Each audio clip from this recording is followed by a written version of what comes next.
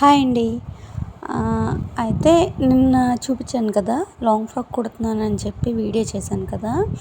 దీనికి ప్యాడెడ్ ఎలా అన్నది చాలామందికి తెలియదు. అసలు కప్స్ ఎలా వేయాలని చూడండి.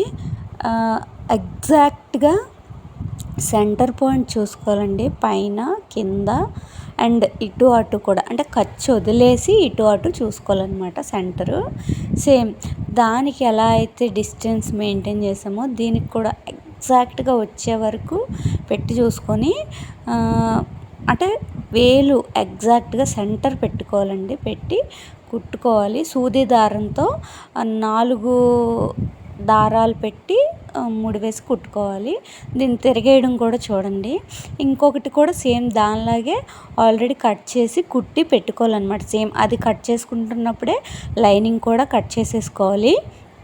కట్ చేసేసుకొని ఎగ్జాక్ట్గా స్టిచ్ చేసి పెట్టేసుకోవాలి. అప్పుడు ఏం చేస్తామంటే ఎలా ఉన్నదో అలా కుట్టేసుకోవచ్చు అనమాట. ఇంకా అంటే ఎక్కువ తక్కువ అలా ఏం రాదు. ముందు దాంతోపాటు ఇది కూడా కట్ చేసేసుకుంటే 2 లైనింగ్లు కట్ చేసుకోవాలండి. ఎప్పుడూ దానికి అతుక్కోవడానికి ఒకటి, కప్స్ వేసాక కుట్టి తిరిగేసుకోవడానికి ఒకటి, 2 లైనింగ్లు. ప్యాడెడ్ అయితే ఫ్రంట్కి కంపల్సరీ 2 లైనింగ్లు ఉండాలండి.